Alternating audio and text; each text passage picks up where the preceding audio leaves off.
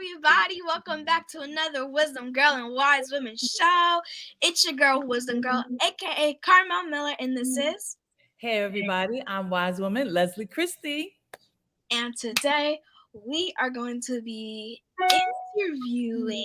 We're going to do another interview. I think this is interview number Number two. 2. I thought it was 3. Well, Number interview number three, one of those. 2 or 3, one Yeah. of them. And today we're going to be interviewing a breast cancer warrior. Yeah. Yeah. and we're celebrating Breast Cancer Aware Month, which everybody should know is during the month of October. And so we all got our pink on because pink means or pink symbolizes breast cancer. And so we're so excited about having our guest, Karen Wilson Palmer, with us today. Say hello to the audience, Sister Karen. Hello, hello, hello. Good afternoon to everyone. And thank you, Pastor Christy, Wise Woman, and to Sister Carmel, Wisdom Girl. Thank you for having me. Oh, you're so welcome. You're so welcome. We're so excited to have you as well. Well, I'm going to throw the ball into Wisdom Girl's court, and she's going to begin our interview. We just want to talk with you, and we know that you have a powerful story, and so we're excited to hear and excited for you to share your story with all of our viewers and our listeners. So go ahead, Wisdom Girl, take it away. Wow, my first question for you is, when were you first diagnosed and at what age were you? So I was first diagnosed officially December 2012. So 10 years ago. So I was 49 years old. Wow. Wow. Okay. So when you were first diagnosed, first of all, how were you initially diagnosed? Did you notice something? Did you have an examination? How were you initially diagnosed? Well, I initially, I was already in stage 3 when I was diagnosed. Okay. And so my breast was, getting a little large and it was getting red and not quite sure. I was on vacation with my mother-in-law at the time, who is a nurse, a registered nurse, and I had her look at it. And so she says, well, when we get back, I want you to go to the doctor. And so she made me make the appointment from Florida, which was where we were on vacation at the time. Okay. And I made the appointment from there. And so by the time I got back to New York, it was a couple of days. And then, I noticed it. But I initially noticed it and just not realizing that this might be something happening to me. Right. Just kind of ignored it. Right, right. So let me also ask you then. You said you were in stage 3 when you were first diagnosed. So were you in pain, other than noticing like the variation in the size and the look? Were you in any type of pain or anything? Not at all. Okay. I was a person that jogged, did extra, I was always walking and jogging, walking and jogging, walking and jogging. So that was something that I did on a regular. And even during that time, that was what I was still doing, Wow. And not knowing. Wow. Wow. Okay. Wow. Wisdom Girl. Next question. Okay. So, how did you feel when you received the news, and how did it affect your family? That's a good question. Yes. It was very difficult because of the time of the year. So it's a festive time of the year, the month of December. So Yeah. it's a festive, happy, Christmas, celebrating Christ. It was just that time of the year. Yeah. And so this was, I had two, how do you say,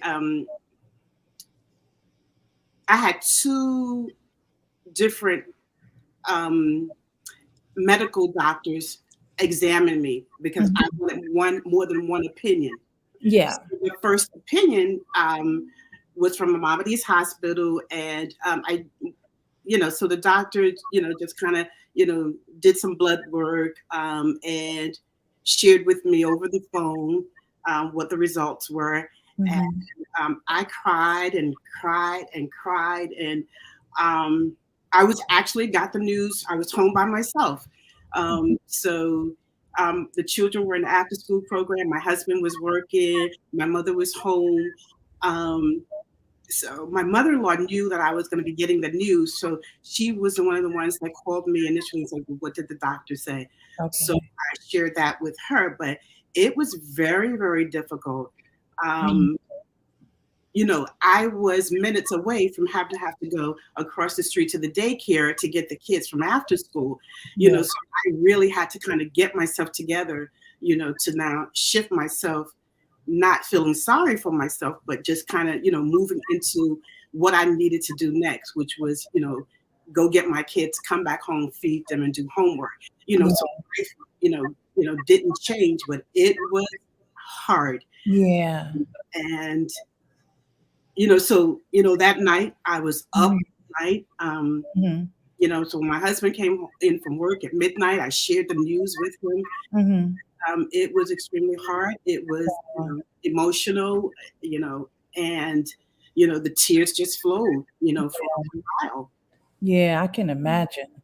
I can imagine. That had to be, especially like you said, during that time of the year, um, it had to kind of shift things for the Mhm, family. Yeah, absolutely. yeah, yeah. It's so important what you're sharing with us because people need to know that breast cancer comes in different forms. It comes in different ways. It's not always the same way.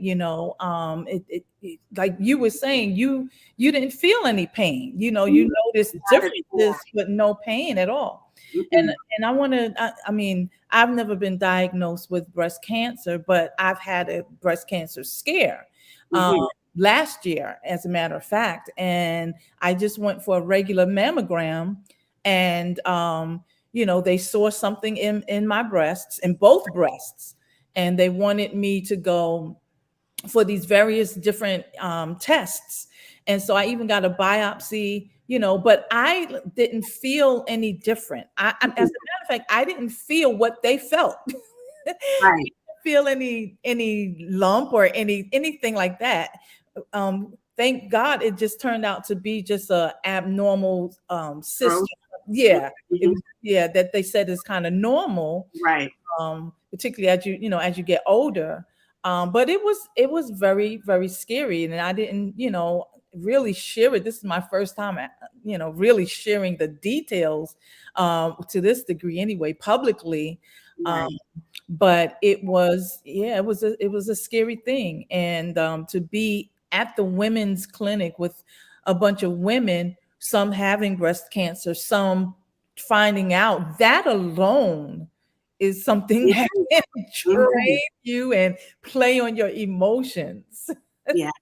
I can't express enough the importance of that annual mammogram because that's the first real source of detection. Yeah. Okay, it's the first real and true um, exam that's going to let what is Mhm. going on. Yeah. And women over the age of 40, please, I can't say enough. Do your due diligence and just, have that self-examination. Yeah, yeah, absolutely.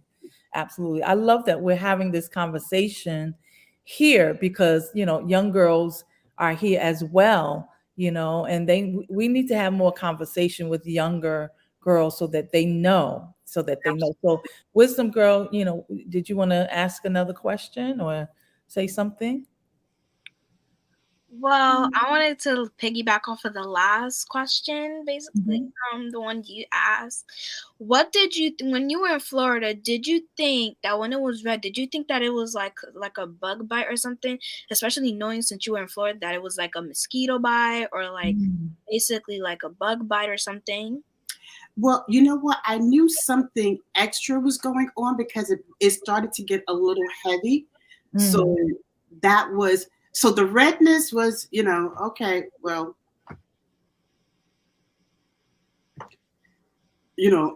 when you're married, sometimes, your body, gets, red spots or, Right, right. bruises, or not to say bruises, but, you know, Mhm.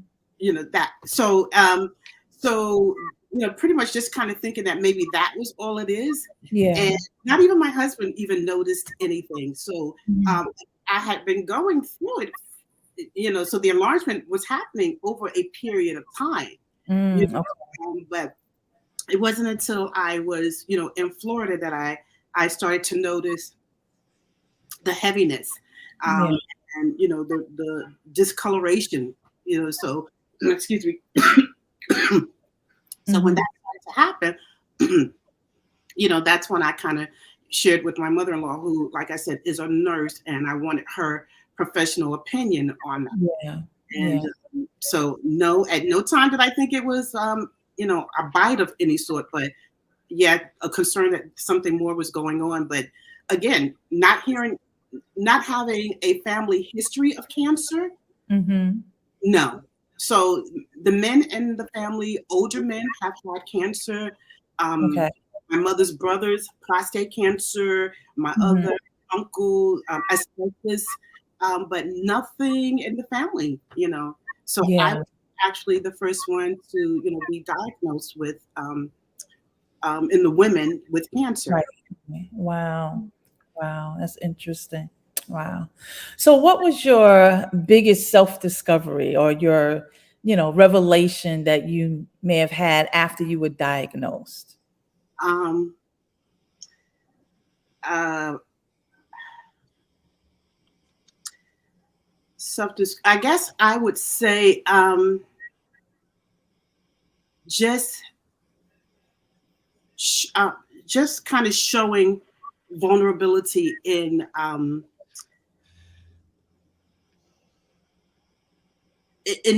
or that it's okay to ask for help, Okay. and also being vulnerable is not a weakness. um, Mm. and so just kind of realizing those particular things, because initially I was hiding. I did not want to share. I did not want to talk about it. Yeah. So when I began to kind of just be a little more open and vulnerable about, um, I'm not the only one. Mhm. There are other women having this experience. Um, Yeah. and, so when I began to go to the doctor, I began to see, and there are women from every ethnic background that are, it's not just Black people, it's not just white people, but I Yeah. see them from all religious backgrounds. I saw them from all the cultures, from Asian to Korean to African American to Jewish, to Mm. Italians, young, old, so I, had to come to that realization that, it's not just me.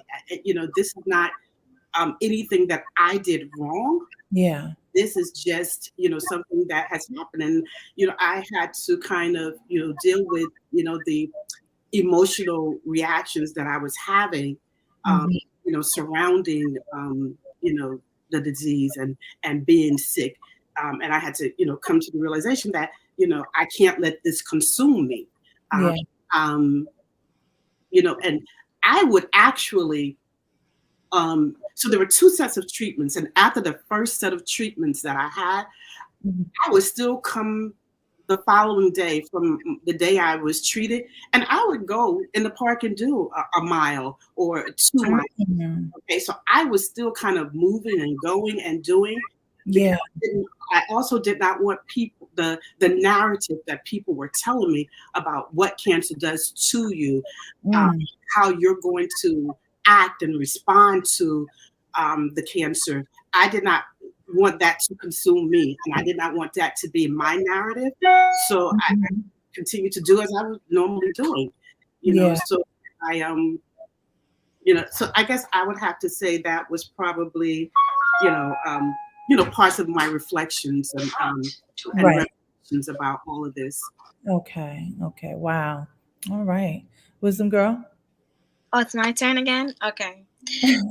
So, my question is, what was the most difficult part of your journey and how did you overcome it? Mm. Um, Good question. So I guess I would say thoughts of not being around to raise my children. Mm. Wow. So they were 7 and 10 years old at the time. So Mm. my son was 7 years old and my daughter was 10 years old. So they're now 17 and 20. Mm. And, so a lack of faith, kicked in. Mhm. Um, I guess I began to ask questions about why is this happening to me? What am I supposed to experience from this? Is this my story? Is this my end? You Yeah. know, um, so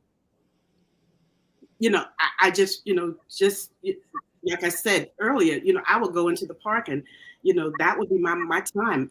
I walked and talked with God. I walked and talked with God, just allowing Him to speak into me and encourage me, along the way, was Mhm. parts. And I had to learn to develop um, a new narratives, new words, Mm. and begin to speak over myself. Yeah. And some of them were, you are amazing, you are awesome, you are chosen, Yeah. you're beautiful, Yeah. you're fearless, you're enough. Yeah. So those were the things. You're healed. You Yeah. will be healed. I'm with you. Yes. Victorious. You're a winner. You are anointed. So all Mhm. I had to really kind of just, speak over myself. You are a conqueror. You Yes. are phenomenal. You are a. Yes. I really had to speak over. Come on. Yes. Him to speak into me so I can speak over myself. So I would begin to. I came home and I got index cards and I wrote words, and that began to be my board, my vision board. Yes. And I began to speak those words every day I would get up. My Okay, Lord. those were those. Wow. I am who I say you are. Yes. Yes. So I just learned to kind of move and just begin to um, not let it consume me. Yeah. Listen, as God said, I have plans, Mm-hmm. not a plan. I have plans Come on. for you. Um, Yes. I am with you. I just need. This is your part. Believe, Mhm. trust, and have Yes. faith. Um, I am orchestrating everything. I am orchestrating everything Come for. on. Yes. I'm like, okay, Wow. that so that I had to move, and Yeah. I just wanted to say, I really had, and this is important also to um, getting better, getting more healthier, is Yeah. having um, that village. When Mm. you have a village Yeah. around you and supporting you, Right. it is part of your therapy. It is Yeah. part of your getting better. Your improvement Yeah. is um, it is everything. Mm-hmm. Even though you don't know it, they are definitely praying for you. Yeah. I had a mother-in-law who would go with me to my medical appointments. Mm-hmm. She would meet me. We get on the train and go into Manhattan together, and she would sit there with me 3 and 4 hours while I was getting treatments. Wow. I had a cousin who would, drive me to the train stations, or pick me up and bring me home. Mm-hmm. And she wasn't necessarily a praying cousin, but she ministered to my heart whenever I was in the car with her, because she put on, songs by gospel artists that just ministered to my heart. Yeah. So she was just the person that I needed, um, Mm-hmm. you know, during part of my journey as well. Right. And Right. so that's why I say, that village, my mother, my children, just daily seeing them, because for them, I guess I must not have looked sick, because I still had to do help with homework. I still had to, kind of, make sure that they were in bed on time. Wow. My mother, moved in with me, so she was with me from Wow. Sunday to Friday, to make sure that the kids had something to eat, to make sure I ate, make sure that they had their bath, said their prayers and were in the bed, Yeah. they would come in, and help me bathe, because a part of that was, I wasn't able to do for myself for a short period of time. Right. So she would come and help wash me up. Okay, Wow. and my mother isn't young, so Yeah. imagine a 60-something-year-old woman, trying to support me, taking care of two kids. And I will say also helping take care of my husband, okay, Mm-hmm. and as well as me. So Yeah.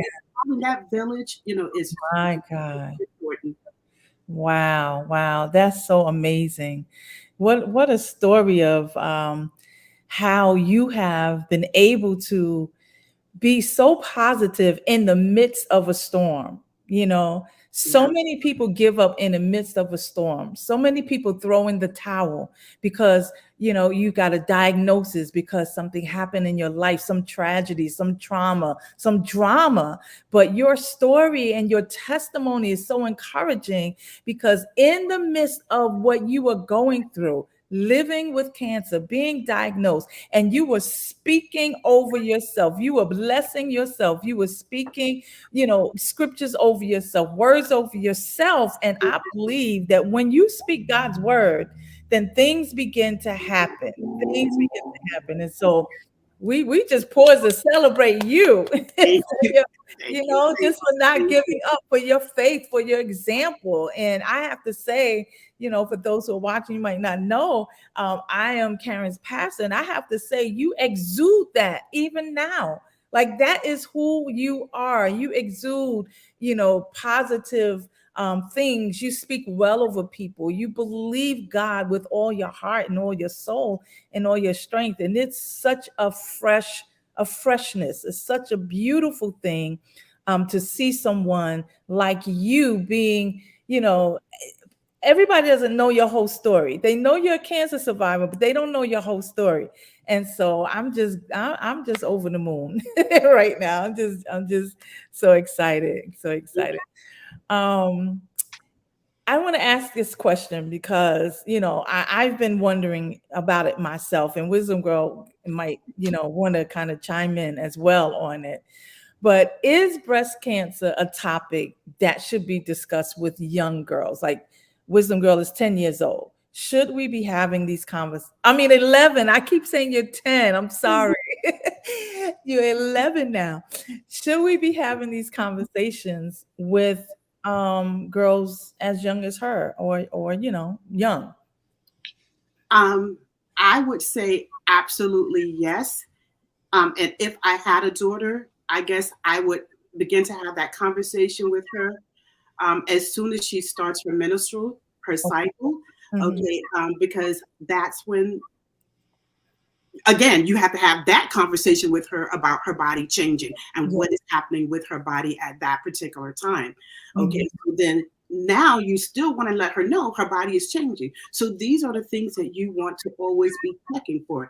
Okay, and as a young lady who is going through puberty, you want to be able to explain how to do that. So when you're in the shower, you want to examine your breast. Okay, and I would definitely begin. I don't want to kind of go into details about how that should be done because that's each family's way of Yeah, got it. of Okay. doing that. But yeah, definitely.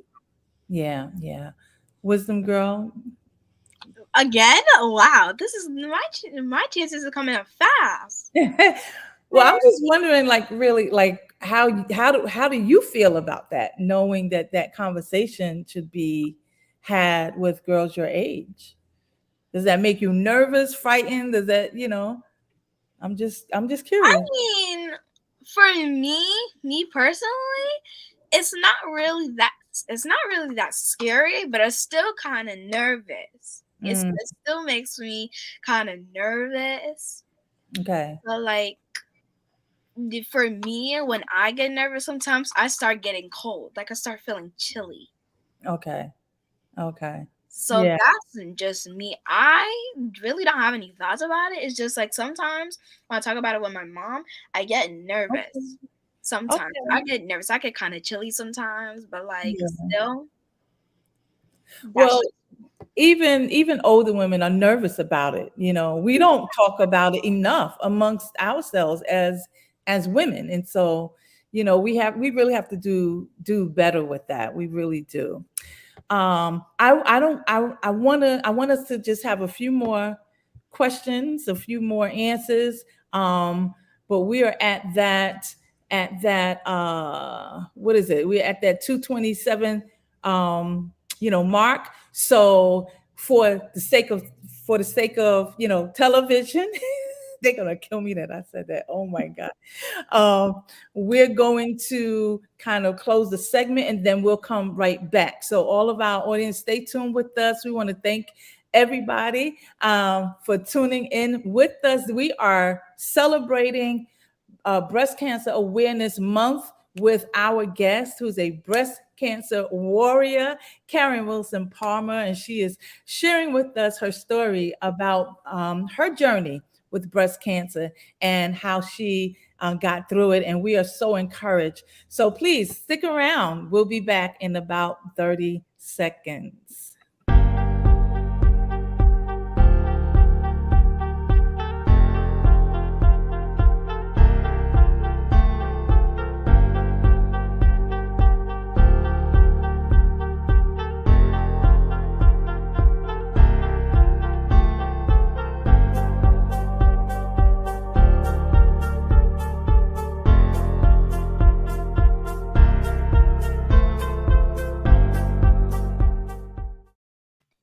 and we're back.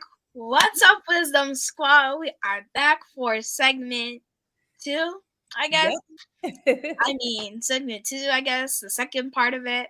So Yeah. thank you so much for tuning in. If you're just joining, don't forget to hit that subscribe button, turn on your notifications, share, follow, just do it. All that stuff. All right, Wisdom Girl, go ahead.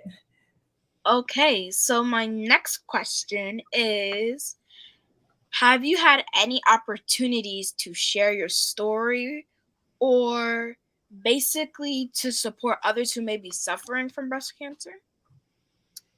Well, I have to say this might be the biggest platform that I have actually shared my story on. I have shared it in church before, not just Kingdom Church International, but also in a church by the name of Jesus Quintessential. And so those basically have been the platforms that I have shared it on.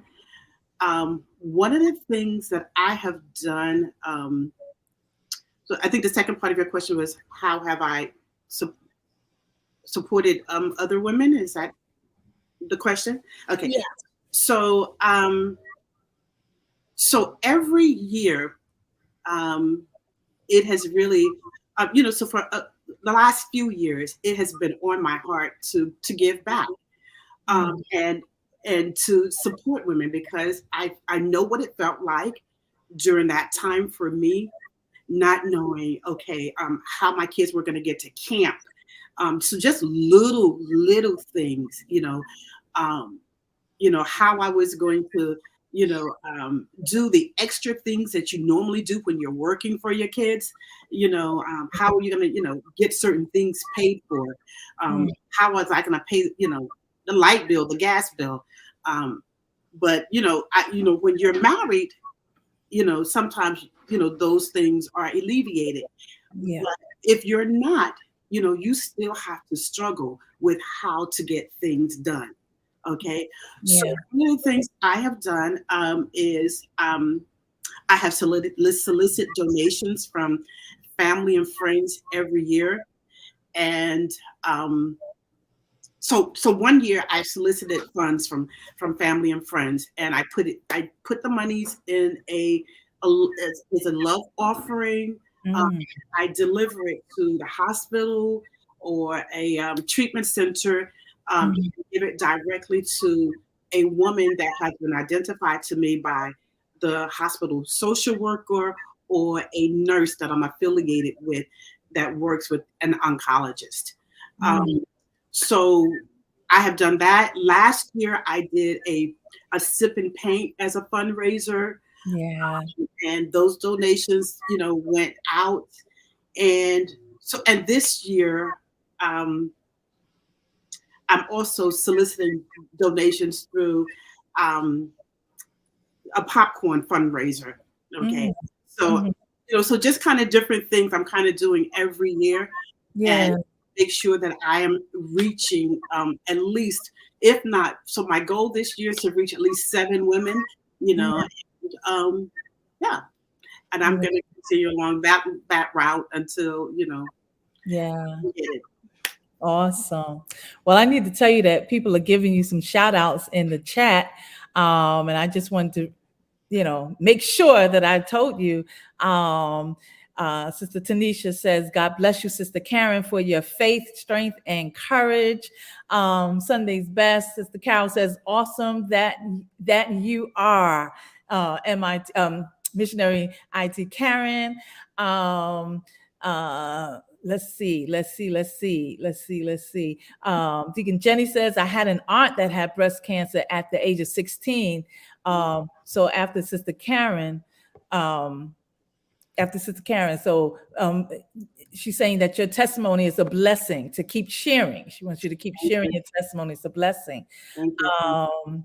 Yeah, and then Sister Yvette says, or MIT Yvette says, Sister Karen, thank you for your words of wisdom, because some people don't understand unless they walk in your shoes. And so we're just, thanking God for, first of all, I know personally that this is not something that you're normally comfortable with because you like being behind the scenes. You do not like being in the front. So let me applaud you because you have a powerful story. And as much as you like being behind the scenes, your story deserves to be up front, because so many women, so many girls, young women need to know your story so that they don't give up hope, so that they don't throw in the towel.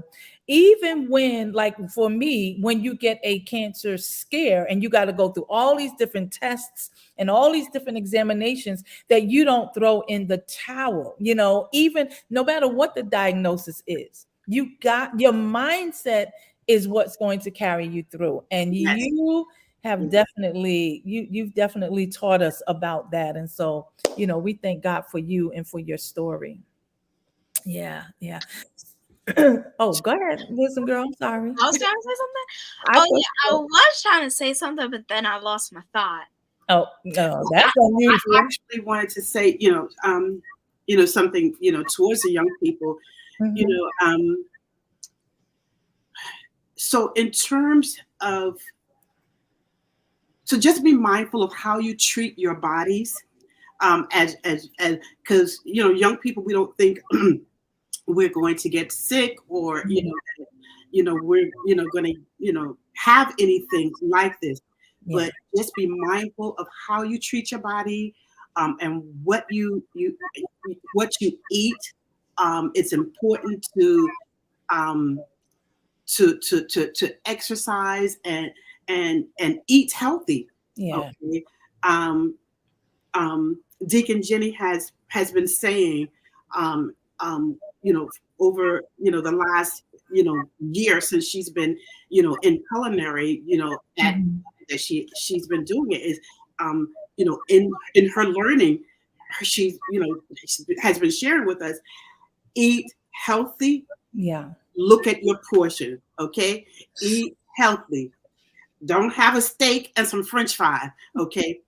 And a cup of salad, okay? Come, you know, that's why they created the chart with Mhm. the four sections on there. Yeah, choose my plate. They be doing that, and they be doing that in schools a lot. Yeah. Oh, okay. Yeah, Okay. so it's important, and in terms of educating, young people, I think it is important to kind of, you know, um, expose them to maybe visuals, Mhm. in terms of Okay.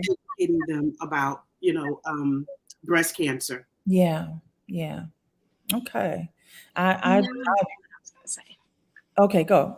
What I was gonna say is you were talking about donations. I think was the last question or two Yes. ago. You were talking about donations.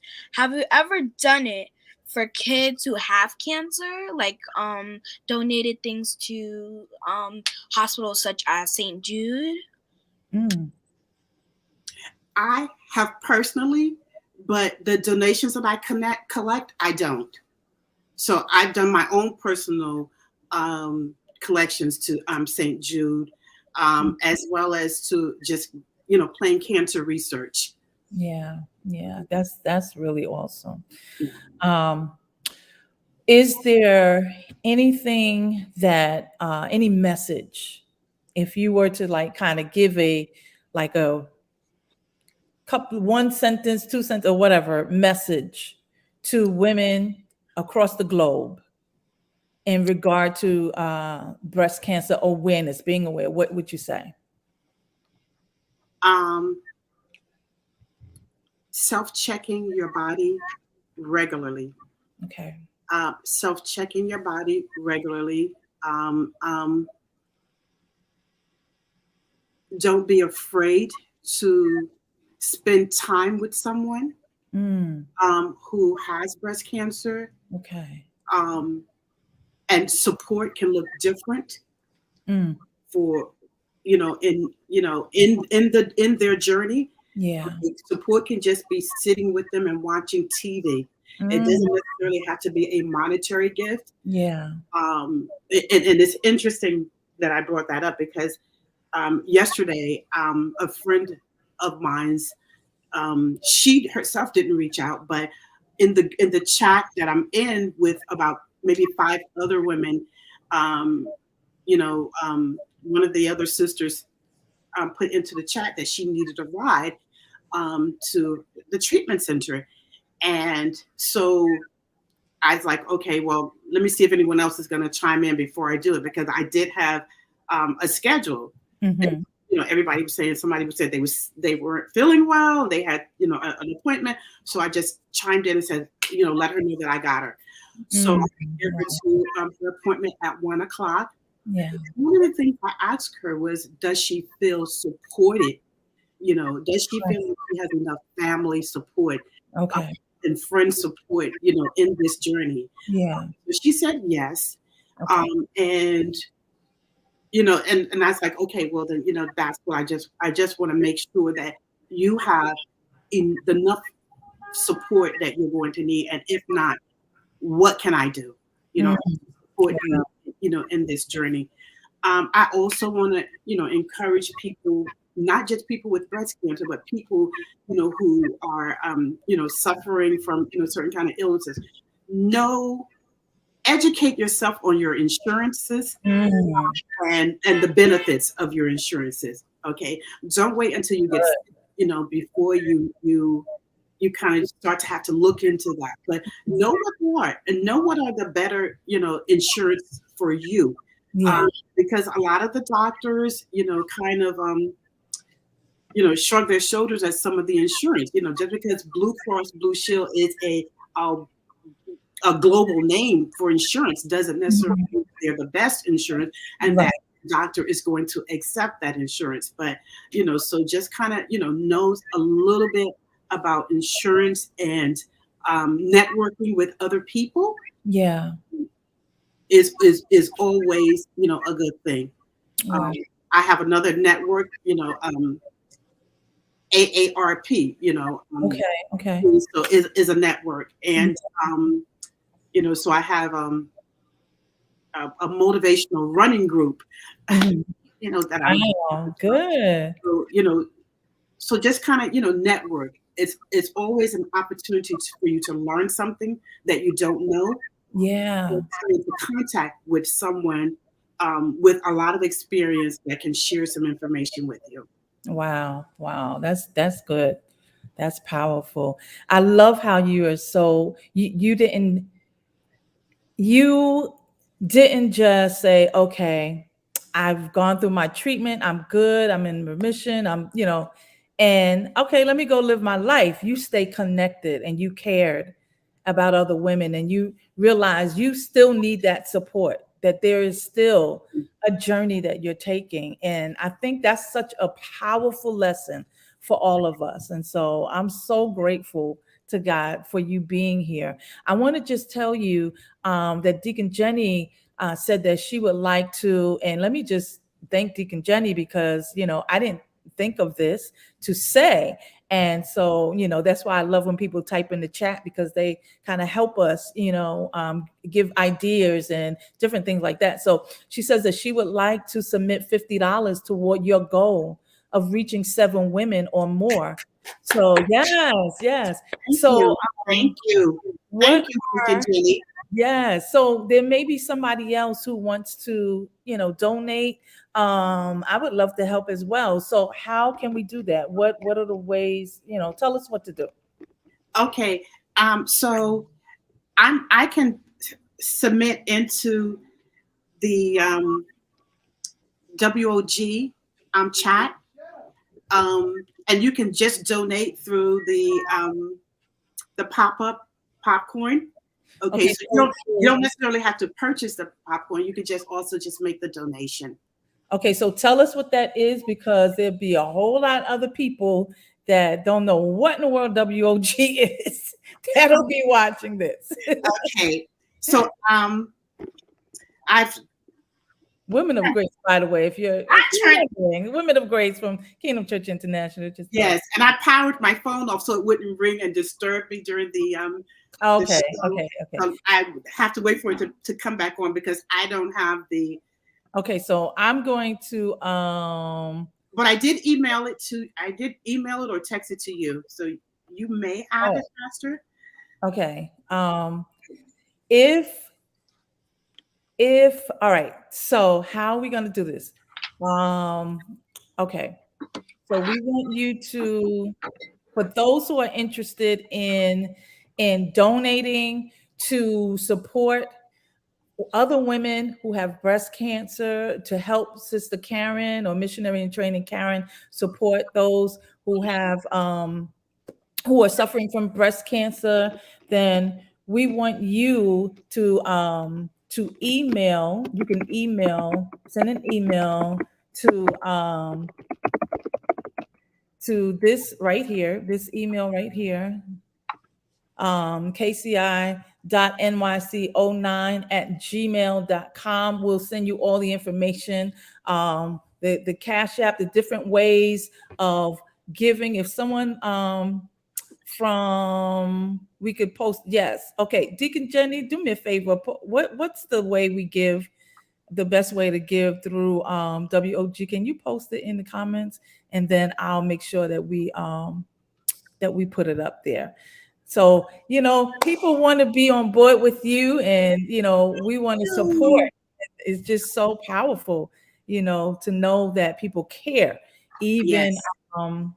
even those of us who may not have gone through your journey, have not had your journey, but we see how you came out. We see how you just powered through it and you believed God for it. So we thank God. Okay, so what's your popcorn? What's your popcorn link? It's called Women Warriors. Okay. Yeah. So I guess so this is my first time doing this. So Okay. yeah. So And how would they find it? so I guess if when they type in Women Warriors organized from October the 15th to October the 19th. Okay, Women Warriors, October the 15th through the 19th. Mm-hmm. What's the popcorn? What's the name of the popcorn fundraiser? So they know what they're. Double Good. Okay, there we go. Double Good popcorn. I'm just say fundraiser. All right. Yes. And so hopefully people can search for that and go on the Double Good. Thank you, Deacon Jenny. To go on the Double Good app, okay? Double Good app, and you should be able to find Women Warriors and make a donation through Sister Karen's popcorn fundraiser to bless and to help other women who are going through and experiencing breast cancer. So we thank the Lord for you today and for being our guest, for blessing all of us, for blessing each and every one of us. And thank you for staying a little longer. We thank our audience for staying a little longer as well so that we can talk with you just a little bit more. Wisdom Girl, what you got to say?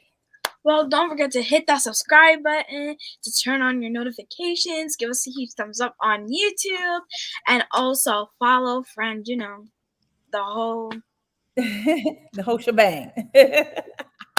Yes. So tell them how they can get in contact with Wisdom Girl Wise Woman.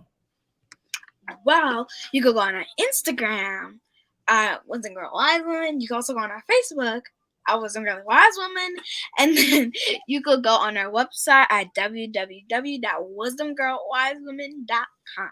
All right. And we'll make sure that we post on our Facebook site as well as our website how you can support other women, or women, I should say, with breast cancer, how you can be a part of Sister Karen's fundraiser. Thank you so much. We love you. Thank you, Sister Karen. God bless you. You are a gem to all of us. Thank you, and thank you. All right, we'll be back here next week, same time, same channel, all of that. Bye-bye, everybody. We love you.